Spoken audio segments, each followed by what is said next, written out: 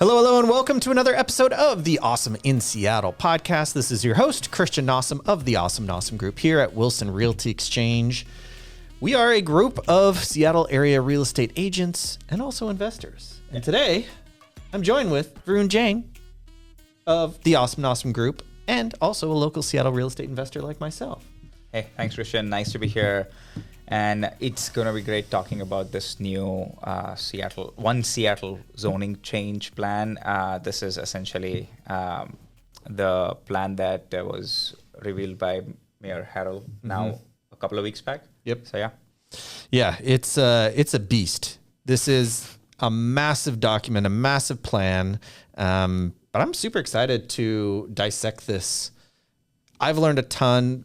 I mean, Varun and I have both probably spent 20, 30 hours at least dissecting this, yes. At least, if not more. I've watched numerous city, neighborhood Zoom calls that have been hosted. Like, I've done a ton of research, read through the document, obviously, in the website. With the interactive map. Yes, played with the interactive map, looked at properties that we were considering buying on that interactive map to see if they're on there. Yes.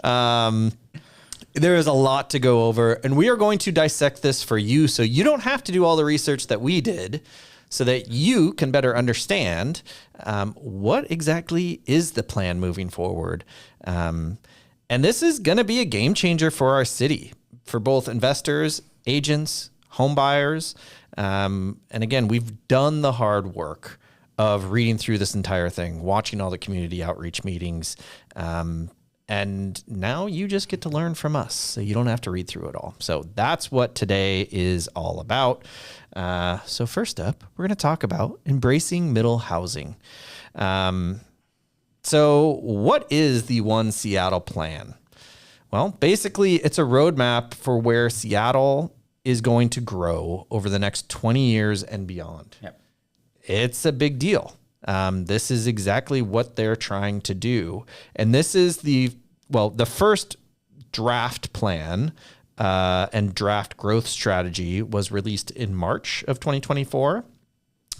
Then a new draft growth strategy was released in October 2024. So that's the most recent one.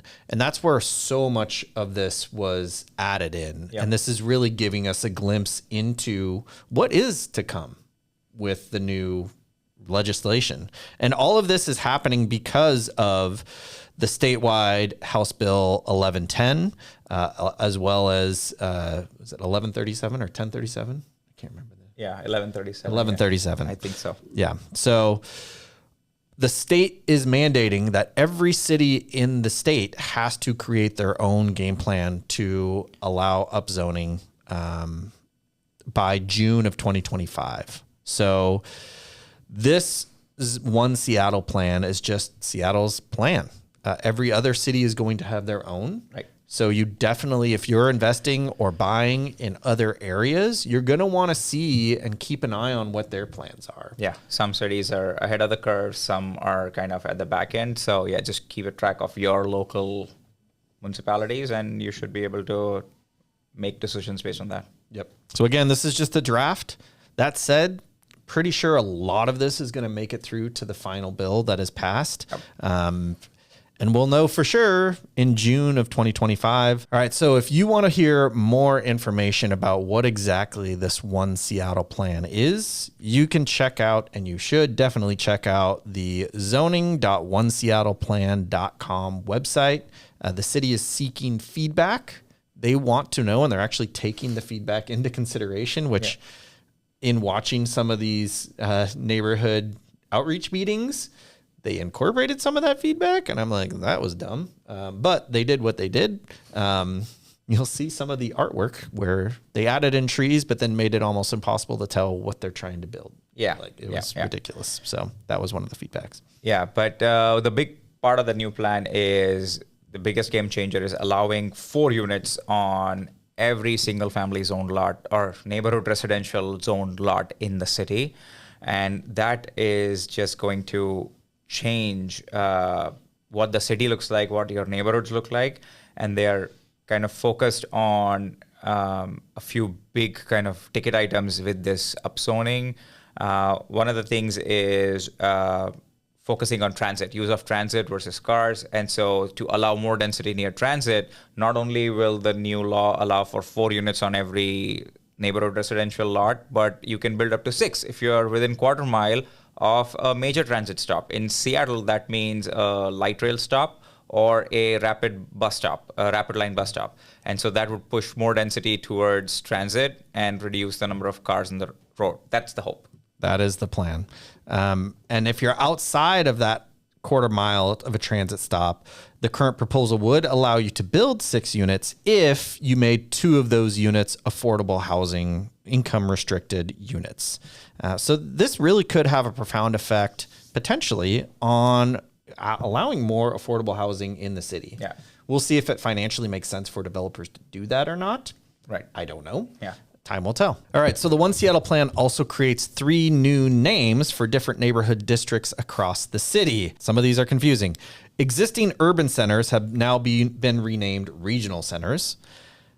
Urban villages were renamed urban centers. Again, confusing because the old urban center is now a regional center.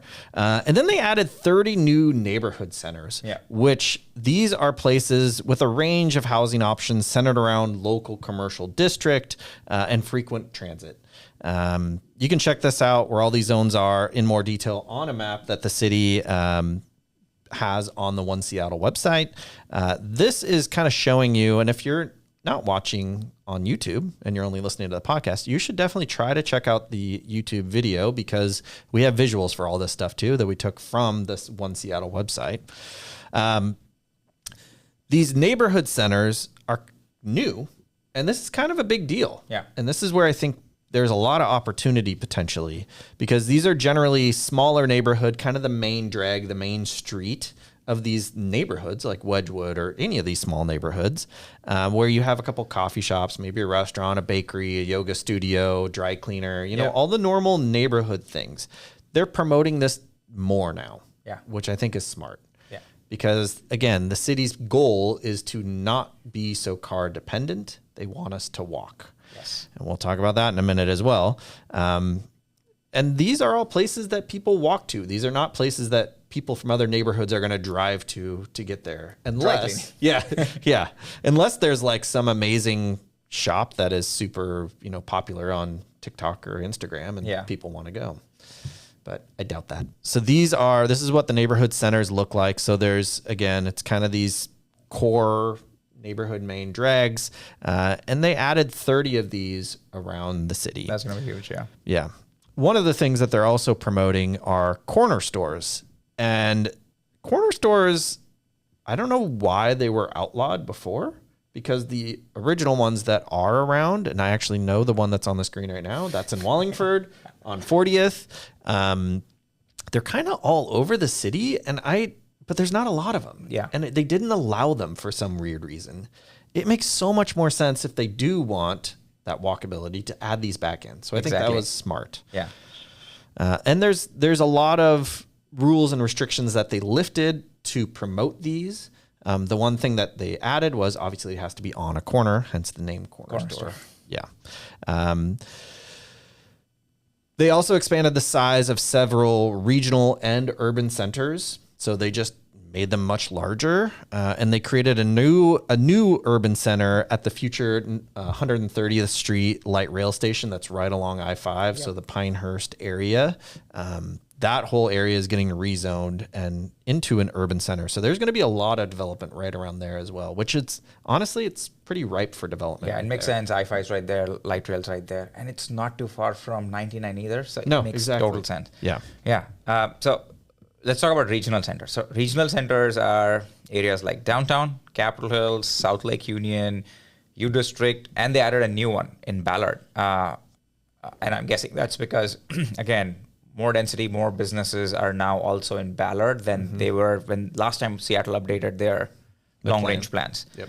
And then, again, urban centers are slightly different. Names are confusing right now, but urban centers are less dense than regional centers. And these include areas like Fremont, Wallingford, Upper Queen Anne, Green Lake, Roosevelt, West Seattle, and Morgan Junction. and almost the entire light rail corridor on South Seattle. And so that's going to be the urban center. And some of these areas have been expanded in size, as Christian mentioned. Some are totally brand new, like the light rail station at 130th. So these are going to change what density of housing we see in different neighborhoods and different areas across the city. Yep. All right, so let's move on to talking about specific zoning changes that are coming across the city, Varun. Yeah, so one of the biggest change, or two biggest changes to allow this density are change in the parameters called FAR, which is floor area ratio, and then the lot coverage. And these are the two parameters that essentially tell an investor or a builder what they can build on a particular site. I can double click on both of these. So floor area ratio, or FAR, has gone from 1.0 to 1.2. What that means is if I have a 5,000 square foot lot, the amount of square footage I can build on that particular lot in current zoning is 5,000. That's going to go to 1.2. And so now I have that much more square footage I can add to that lot. And that goes across the spectrum of any size lot. That is one way to kind of figure out how much I can build. The other is what area of that lot I can cover with a building or with the footprint of the building. Yep. And that's what lot coverage defines. And so lot coverage has also been updated from the current 35 to 40% all the way up to 50%. And so again, go wider and deeper into the lot and go higher is essentially what the new parameters allow builders and investors to do. Yeah. Yeah. And increasing the lot coverage ratio up to 50% will allow for much more of the lot to be built. And in my opinion, I mean, I don't know how else they were going to fit 4 to 6 units exactly on a lot if they didn't update this. Yeah. And the state mandated that we have to be allowed to fit 4 or potentially 6 in some cases units on a 4,000 or 5,000 square foot lot now. Yeah. So how else would you do that if they didn't update these things? So speaking of flexibility, the front and rear setbacks are also being reduced.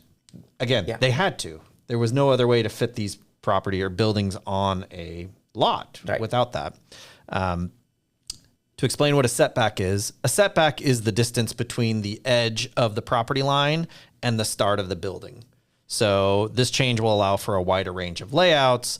The side setbacks are kept at 5 feet. So on each side of the property, you can have a 5-foot setback. The front is changed to only 10 feet. I believe it used to be 20 feet. It used to be 20, yeah. Yeah, so that's a massive shift. So now the buildings are going to be able to start closer to, if there's a sidewalk, the sidewalk or the road, whatever is there.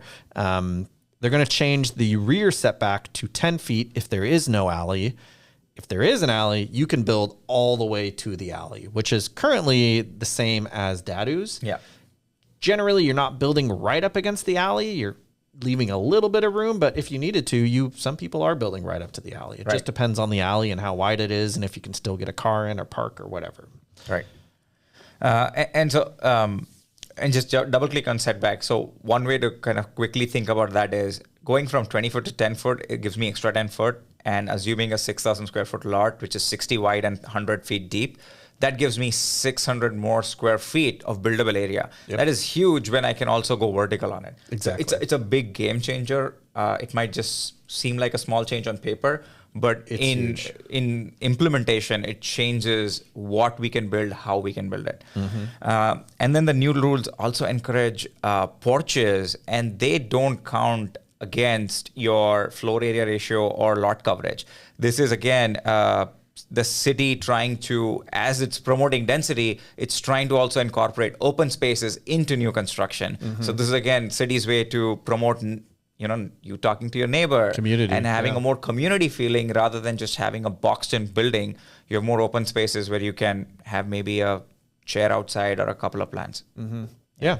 And I think that's huge. Another proposed big change is allowing ADUs to be divided via lot subdivision instead of making them condos. And currently, if you build a DADU, for instance, like we do, in order to sell the original house that was there and the ADU, the detached ADU, and the AADU, which is attached to the property, you had to make them condos. And this process is costly. It's around $7,000. It can take a month or two. There's a lot of coordination with an attorney, a surveyor, and the investor. Pivoting to a unit lot subdivision is a significant update, and it allows for fee simple ownership of these homes. It's going to make it easier for developers. It's going to make it less complex for homeowners. And it's just removing that additional expense from all of this as well. Totally agree. Yeah. We just did in one of our DADU projects that we sold a few months back. We've been going through all of with a condo, you have to have meeting minutes and specific meetings and bylaws and all this stuff. And it's just a pain. Yeah. And managing the funds, and then you have a condo association. Yes. It's a whole process. It's a whole process, and it's annoying, and it doesn't need to be there.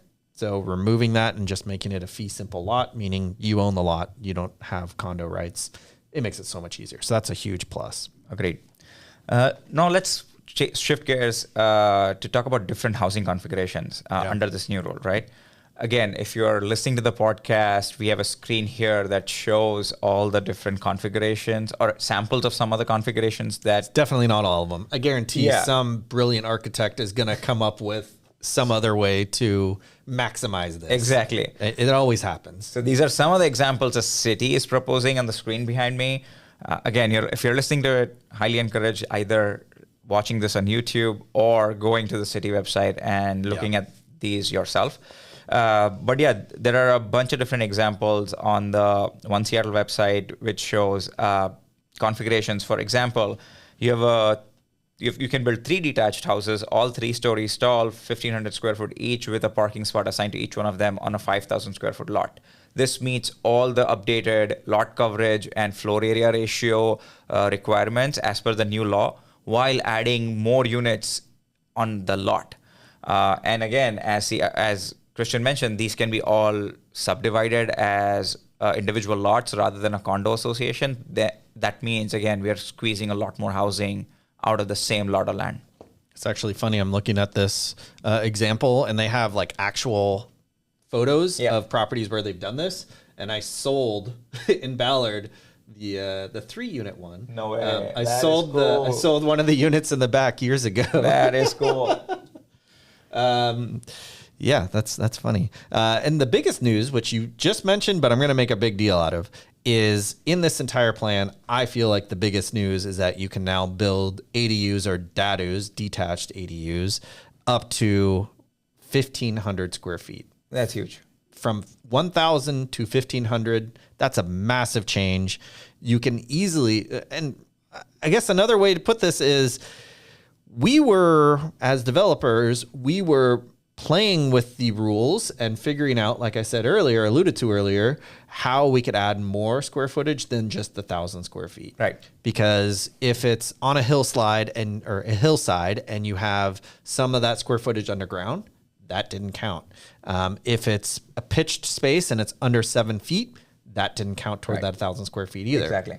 So the biggest one that I ever built was actually over 1,300 square feet for a DADU. That's crazy, yeah. If I can do that with 1,000 square foot and get it to 1,300, just imagine how big some of these 1,500 square feet or DADUs are going to be. They're going to be houses, 1,600, 1,700, 1,800 square feet. That's a full-on house. That's a house. We're not talking tiny home, backyard cottage, like little quaint thing in the back. We're talking full-on houses now. Yeah.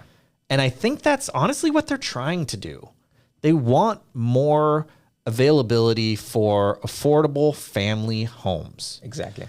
And when Mayor Harrell, proposed this increase to 1,500 square feet, that's exactly what he said. He wants more affordable family-sized homes. Right. And this is how to do it. Exactly. Yeah, this is great. Yeah, it just makes much more sense. Another important element and one configuration I want to go over is that you can do 2 DADUs now. That is huge. Which previously you could only do one, and you could do one that was an AADU, attached accessory dwelling unit. So the original house, or if it's a new construction, you would have a new construction house with an attached unit and a detached unit. Now you can they got rid of the ADU part. Now you just do 2 detached units. Yeah. Makes a lot more sense. Totally. It's what people want. Exactly. Yeah. No one wants to share a wall if they don't have to. And this allows that. Yeah. And as investors, there were so many different ways you're trying to make this attached, but still not attached. Exactly. Now the law allows for a clear, clean, Yep. detached unit. That'll be a game changer for a lot of people. Yeah. And plus a 1,500 square foot. It's 50% more than what's allowed in today's Exactly. code. Like the absolute number is huge, but also the jump in percentage is massive. awesome. Yeah. Yeah. I hope that part is not changed at all.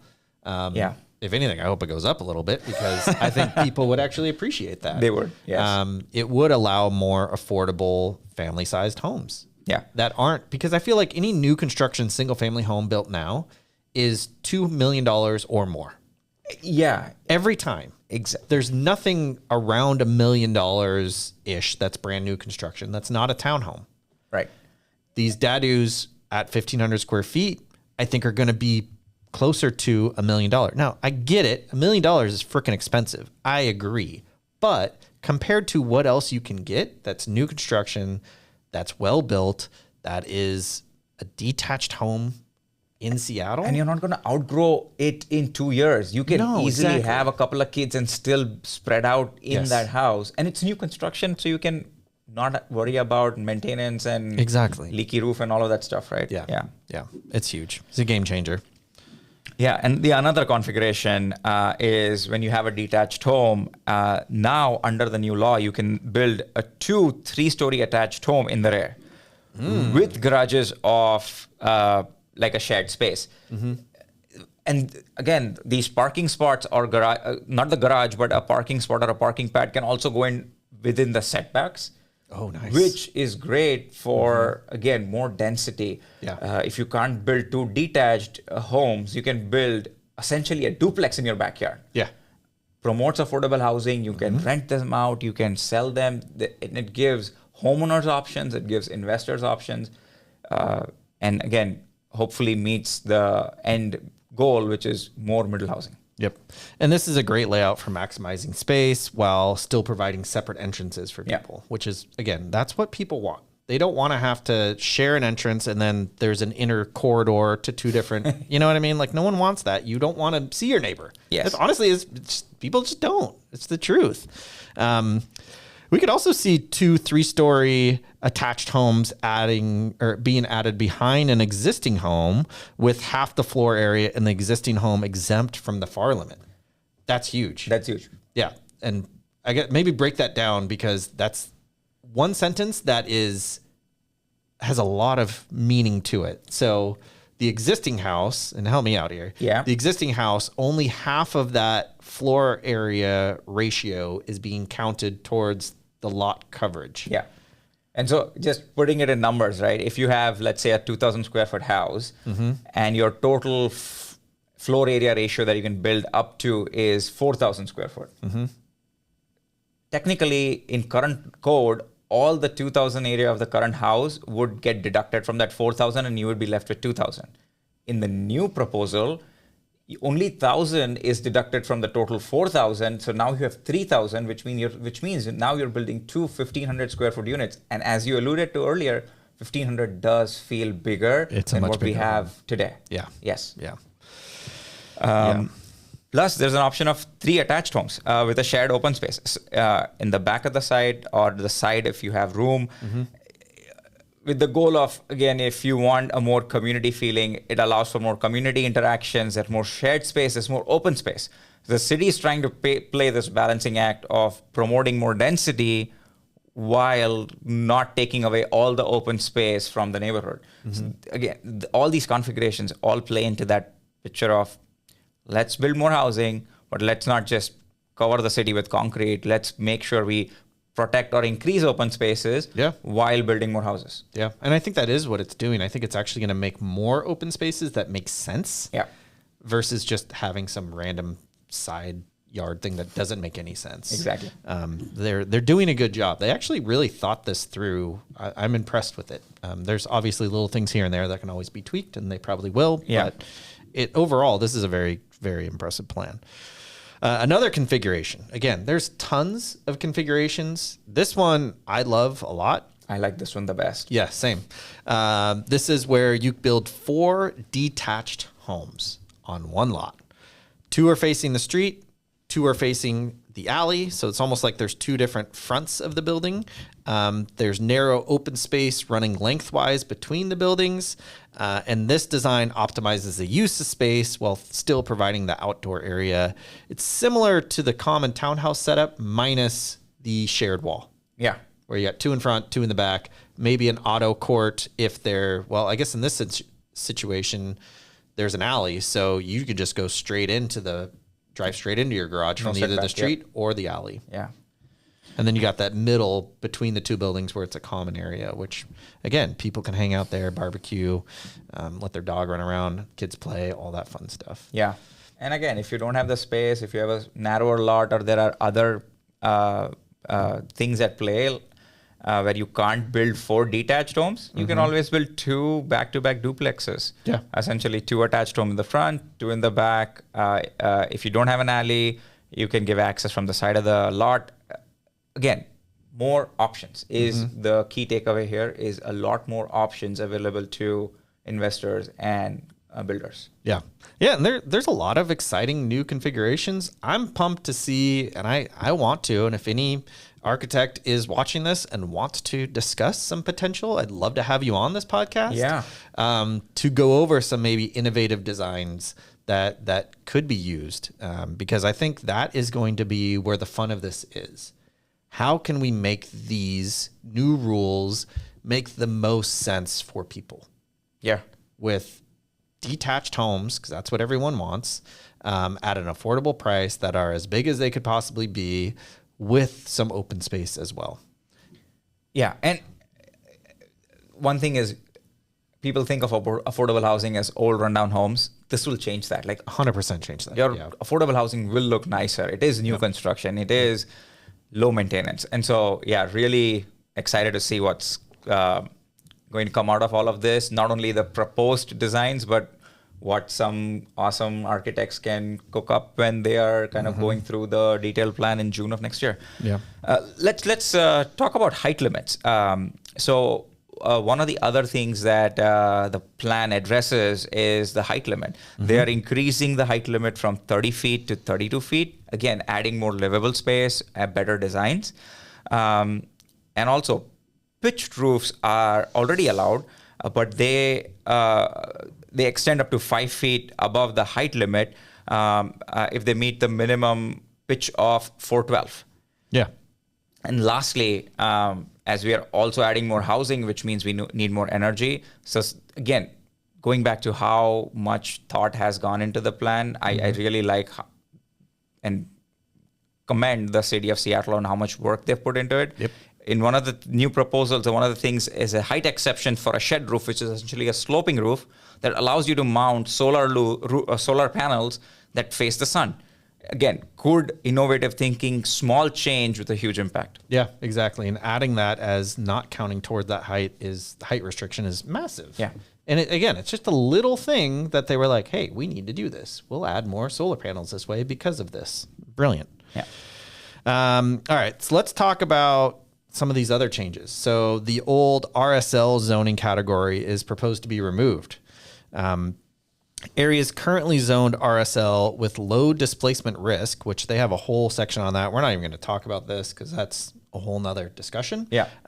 If you want to learn more about that, go to the One Seattle Plan website and learn all about that. But currently zoned RSL properties with low displacement risk or near light rail stations will be rezoned to low rise 1. So LR1 is what that's called, Yep. Allowing for more floor area and a similar number of units.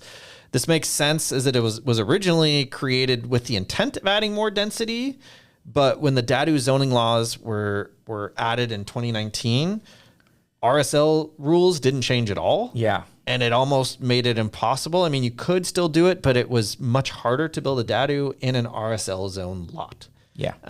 So removing it just makes all the sense in the world. Agreed. It was very confusing Very when we had all of these different kind of competing zoning laws. That's exactly what it was. And now I think it's a much more simpler. So I agree. Removing RSL is definitely smart. It does, again, it's a different side of the coin. It comes with its own set of challenges. Yes. Right? what the city is proposing is upzoning a lot of your neighborhood residential zones, NR1, NR2, NR3, to low-rise or mid-rise to promote density. While that promotes density on paper, the reality of that is low-rise and mid-rise in the city of Seattle come with extra MHA fees that need to be paid.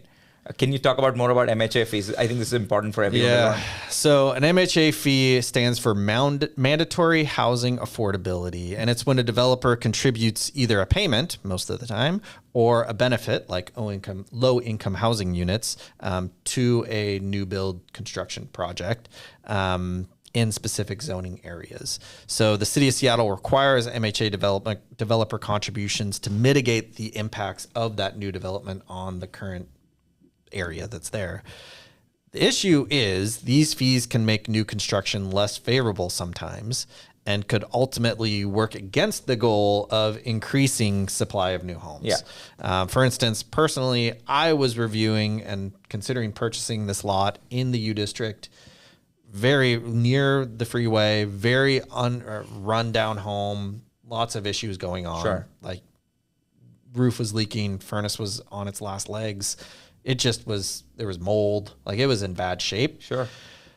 I decided not to purchase that because there were MHA fees of almost $200,000. That's insane. And this is on a 4,000 square foot lot. This is a small-ish lot. This is not a large lot.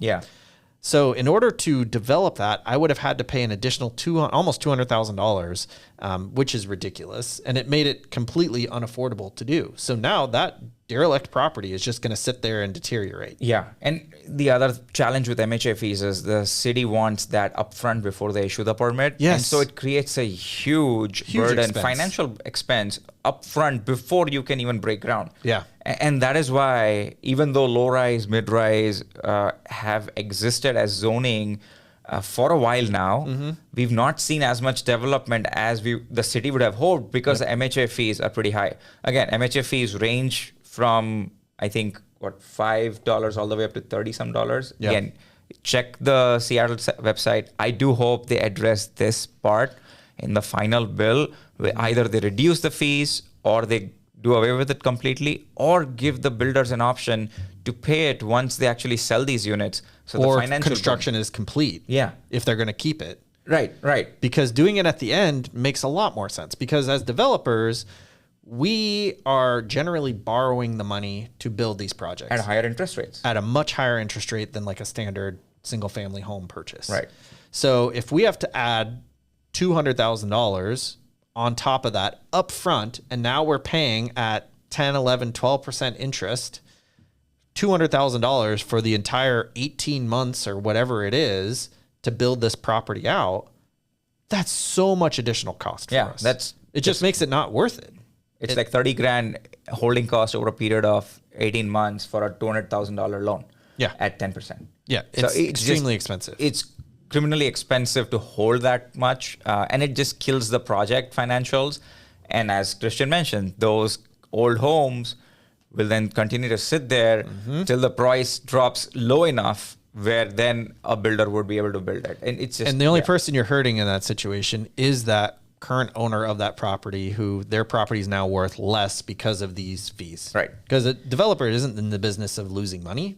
And they're not going to lose money if it doesn't make sense. Exactly. So they just won't do the project. There is a flip side to this. I hope they address some of this through the kind of comment process and as they update it towards June 2025. Yes, and if you are an investor or anybody that disagrees with how these MHA fees are currently set up, you should comment. Yes, please. Please let them know. We're going to comment on this because it is ridiculous and it's hurting the city in some regards. So in some instances, the MHA fees make sense. Like if you're doing some massive apartment building in an area, that makes a lot of sense. But a single family, little 4 units, 6 units, adding on the MHA fees really kills the project. It kills the project completely. And it's against what they actually want. So I think we need to definitely voice our opinion on that. And that said, any of these things, if you agree or disagree with anything that we're saying, the city wants your feedback. They are collecting comments right now. They are collecting comments. They will review it. They have made changes based on these comments already from the first plan that was released in March of 2024 to October of 2024. They made some changes, and they're going to continue to do so. Yeah. And again, they have an interactive map. If you are curious to check out what one of your properties look like or your home looks like and does the zoning change, the interactive map gives you potential future zoning, and then you can decide what you want to do with that property in the future. Let's talk about parking. Parking. So one of the parameters of the new state law was no restrictions on parking, which is big because sometimes providing parking or adding parking eats into how many units you can build. So the new state law prohibits city from requiring any parking restrictions if you are half a mile walking distance from the transit stops. So neighborhood residential zones near major transit stops will not have any parking requirements, which will allow more density. And again, this is, playing into the more affordable housing, higher density play with which the city is going for. Yeah, and this could significantly change how we view parking in residential areas that are near these major transit hubs. Yeah. The city wants to eliminate the need for people to have cars. Yeah. They've invested so much in the light rail. Yeah. They want the city to use the infrastructure that they've built. Yep. And continue to kind of double down on public transit and Or bikes. bikes. They spent a ton of money on bike lanes. Exactly. Those two things and bus rapid transit, all these different avenues that they have promoted, that's what they want. They want to eliminate traffic, which makes sense. I do too. Oh, yeah. No one likes traffic. So they are promoting all these different ways and changing the rules and the laws to make it so you don't need a car. Yeah. Let's talk about trees, everyone's favorite thing. The ever divisive tree ordinances. So there's an interesting new point system for tree retention and planting. This supposedly incentivizes the preservation of existing trees and encourages the planting of larger species.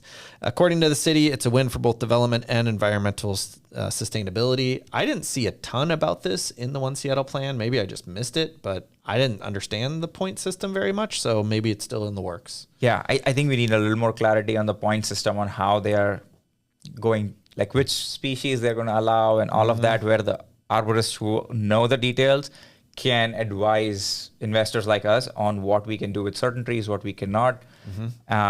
So one of the things kind of the city is requiring is it's promoting more greener open spaces. And so it'll restrict some of the trees that you can take down, but it'll also encourage you to plant other species of trees that make sense. And that'll hopefully contribute to the green cover in the city in the long run. Again, too much detail to go into right now. But again, some of this is listed on the website for the One Seattle plan. But I do hope they provide a little more clarity in the future as they're going to go through future draft versions of this or final version. Yeah, they're going to have to. They have to explain this because it doesn't clearly spell out how it is right now. Yeah. So, yeah. So I guess in conclusion, this has been a long, very in-depth podcast. I hope you guys all got a lot out of it. While these zoning changes present some challenges, they also offer, I'm going to redo this whole sentence, sorry. So in conclusion, while these zoning changes present challenges, they also offer significant opportunities for creating more housing in Seattle, particularly affordable housing. Yes. I think there's going to be a lot more of that. Whether it's technically affordable for everyone, that's a whole different ball game that, I mean, we're not in charge of. The market sets prices. That's not anything we can control. But I do think it's going to add more houses that more people can afford that are new and nice and not rundown pieces of crap. Yeah. And again, as we said, right, like as the plan gets finalized, smart architects are going to come in and figure out how to build more units in. More units equals lower price per unit. Yep. Again, there are options of if builders lean into affordable housing, there are options of stacked units, kind of more like 4 stacked units on top of each other. Yep. We didn't even go over that, but there's all those options. So there are options. So definitely a pretty exciting time. what that means for investors, developers, end buyers, current homeowners in Seattle is what your neighborhood looks like is going to change. The landscape of the city is going to change. Yep. You're going to see a lot of mixed housing. And Yeah. when I say mixed housing, it's not going to be just one single family after the other and not just homes in a row. You'll see homes, you'll see townhomes, you're going to see small apartment units, duplexes, triplexes, all Corner of these. stores. Corner stores. Yeah. And so it's going to change what the city looks like for the good. Yep. And again, whether you disagree or you agree, go make your voice heard. Yes. Add comments where it makes sense to you. And then You can do that at zoning.oneseattleplan.com. Yeah. That is zoning.oneseattleplan.com. That's where you can voice your opinion. And they want to hear from us, and they are listening. And I know that for a fact. Like I said, I watched some of these recorded neighborhood meetings where the city was talking with people in the neighborhoods, and they made some changes to this draft plan based on what I heard in those calls That's alone. awesome, yeah. So they are listening. We can make a difference. So if you have an opinion, let it be known. Yeah. Even if you like the plan, say that. Yes. Don't just disagree all the time, but also agree. Yes. Like that's a thing you need to say because they need to know this. They need to understand this. They need to understand what to keep, what to change, what people don't like at all. So yeah, make your voice heard. Yeah. This is probably going to get tweaked as we go through this whole process. Like we said at the beginning, the city is going to have the first city council proposed plan in March of 2025. Yes. Spring. Then they're going to have a second one, which is going to be more of like the finalized here, city council approved this Yes. in May of 2025. And that is just ahead of the June 2025 mandate deadline Yes. from the state. Yeah. So by June of 2025, we will know exactly what this plan is moving forward. Varun and I will continue to update you over time. You Yeah. can follow us on our Instagram, Awesome Nossum group, or even just Awesome Nossum. Both of those are going to be great for following up. Varun, why don't you say yours as well, your Instagram? My Instagram handle, if you want to follow me, is Varun. That's VARUN.Jan, JAIN.84. Please follow us on Instagram. There are a lot of moving pieces to the plan. As that happens through spring and early summer of next year, we will update everyone, and we're hoping to kind of see what this turns out to be for investors, home buyers, and everyone involved. Yeah. Yeah. And again, this is going to change the city. So make your voice be heard. We have an opportunity right now where they're actually listening. Make your voice be heard. I know that you and I will. I know a lot of other people that will as well. And these are people on all sides of the spectrum too. They're people that want more affordable housing. They're people that want more development heavy rules in place. There's all these different people. Yeah. And we all need to have our voice heard because this is a city where we actually can work together. Yes. Some cities don't do that very well. And I feel like we do in Seattle. Yeah, and an opportunity like this to impact the next 10, 20 years of land use code doesn't come around as often. No. So when it is available, make your voice heard, and make sure you kind of weigh in whatever your opinion is. Yep. Zoning.oneseattleplan.com. Yep. That's it for this episode of the Awesome in Seattle podcast. I hope you learned a ton. If you think anyone would benefit from watching this or listening to this, please share it with them. We'd love to have all of the effort and time that we put into this episode help others. And that's why we do this. So Yes. Please share it. If you want to subscribe, please do that. And we'll see you next time on the next Awesome in Seattle podcast. Thanks for listening. See ya.